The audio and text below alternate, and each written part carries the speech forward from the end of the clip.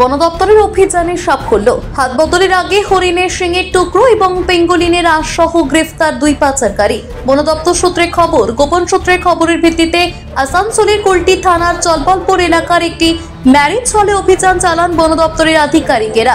সন্দেহজনক দুজনকে আটক করে তল্লাশি চালাতে উদ্ধার হয় সম্বর হরিণের শিঙের 11টি টুকরো এবং পেঙ্গোলিনের 7টি আঁশ।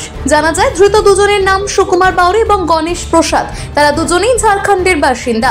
আসানসোলের কুলটিতে আঁশ এবং শিঙের টুকরোগুলো বিক্রির উদ্দেশ্যে অভিযুক্তরা এসেছিলেন বলে দাবি বন দপ্তরের। শুক্রবার ধৃতদের আসানসোল আদালতে পেশ করা হয়। আমরা খবর পাই যে কিছু ওয়াইল্ডলাইফ আর্টিকেল ডিলিংস হবে চলবলপুরে, কুলটি থানার আন্ডারে। তো সেই খবর পেয়ে আমরা যাই চলবলপুরের গীতাঞ্জলি ম্যারেজ হলে। সেখান থেকে দুজন ব্যক্তিকে আমরা আটক করি। সম্বর হরিণের শিঙের টুকরো 11টি টুকরো ছিল, আর সেটার সাথে প্যাঙ্গোলিনের আঁশ 7টা ছিল। তো দুজন ব্যক্তিকে, তারা ঝাড়খণ্ডের বাসিন্দা, তাদের গ্রেপ্তার করা হয়। দুজন ব্যক্তির নাম সুকুমার বাউরি ও গণেশ প্রসাদ। এটা কোথা থেকে আনা হচ্ছিল? এটা ওদের বাড়ি ঝাড়খণ্ডে।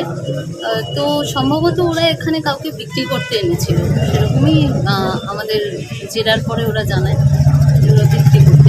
ঝাড়খণ্ডের দিক থেকে এসেছিল এটা। ওয়াইল্ডলাইফ আর্টিকেল সবসময় অমূল্য।